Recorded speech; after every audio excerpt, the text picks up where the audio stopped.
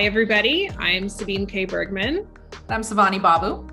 We are the co-founders of Hidden Compass, and we're joined today by one of the contributors in our winter 2022 issue. He created the photo feature. So thank you for joining us, photographer Eric Dusenbery. Thank you. Thanks. And we're going to just take a moment to get to know you a little bit better. Sure. Yes. We pride ourselves on being a magazine for and about nerds and nerdy things. So I want to ask you what you nerd out about. What are you a nerd about? What gets you excited and intellectually stimulated? I'm a history buff. I like to read history. I'll visit every historical site that's within distance of wherever I'm at.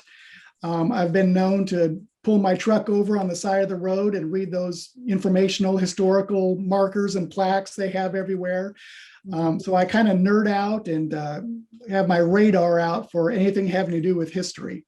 It's kind of cliche, but when we study history, we can see what didn't go right, what has gone right, and adapt and change the story from there and see what we can learn. So I think the biggest nerd thing is that I'm just a history buff and like to do anything related to history. That's wonderful. We are also fans of plaques and well-written plaques. Informational plaques. Historical marker that I didn't like. So yeah, exactly. I'm sure you've been able to see some incredible things through your life and your work. What's one of the most amazing things you've ever seen? Have you ever heard of worm grunting? No. I have not. Worm grunting is the folk art tradition of coaxing earthworms to the top of the ground. So not too long ago, I found myself in the middle of the Apalachicola National Forest in Florida at daybreak on my knees, sweating with something called a rooping iron and a stob in my hand, making a sound similar to a sick bullfrog. And you take this wooden stake and hammer it into the ground, and then you take this flat piece of iron and rake it over the top of this stob, and it creates an incredible, weird sound. And I thought the sound was driving these earthworms to the top of the ground, but it's the vibration underneath the ground. And so after about just a couple minutes of producing this sound with a rooping iron and stob, these earthworms have come to the top of the ground. And I was photographing and documenting this worm grunter. And it was for his bait selling business. And after about 3 or 4 minutes, he had thousands of worms around him. I'm sorry, 3 or 4 hours, he had 5,000 or 7,000 worms. And I wondered why the vibration brought these earthworms to the top of the ground. The mole underground is the earthworm's natural enemy, natural predator. So that vibration is created from that rooping iron and stob. The earthworm thinks it's a mole, so they're heading to the top of the ground where the mole won't follow.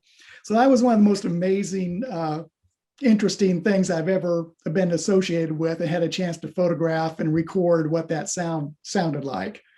Oh, that does sound incredible. And wouldn't it be a great party trick to just go out and to summon thousands of worms? And I got a chance to do it too. Of course, I had to participate. He showed me how to do it, the guy I was photographing. So I had the opportunity to do it as well. And sure enough, after a couple of minutes, earthworms started coming to the top of the ground. So it was pretty amazing to see that folk life tradition.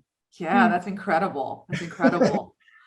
You wrote a beautiful story for us for this issue. It's in our time travel department about Dorothea Lange, but also about your own pursuit to photograph and make portraits of residents of rural Georgia and photograph these communities in transition. What was the most rewarding part about working on this story for you? Well, I like traveling off the beaten path. I like going along back roads and side roads to discover new areas that I'm not familiar with. And along with those travels along back roads, I got to meet a lot of interesting people. And everyone has a story. And I got a chance to meet these people that I wouldn't ordinarily meet. And as I said, everyone has a story. And I just enjoyed meeting these people and hearing their stories of what brought them to where they are today. A lot of them were multi-generational farmers whose farms had been in the family for generations. But others, from different routes, brought them to to these rural areas. And I just enjoyed hearing the individual stories of what brought them to where they are. So meeting these people that, like I said, everyone has that story, everyone has a story, and just hearing them, just ordinary stories, but they were meaningful to me and to the project. Well, thank you for documenting their stories and sharing them with us and with our readers.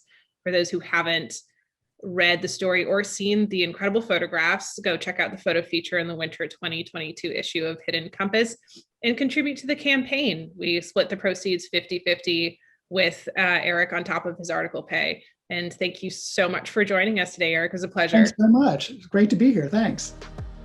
Great. We'll see everyone next time. Bye, everybody.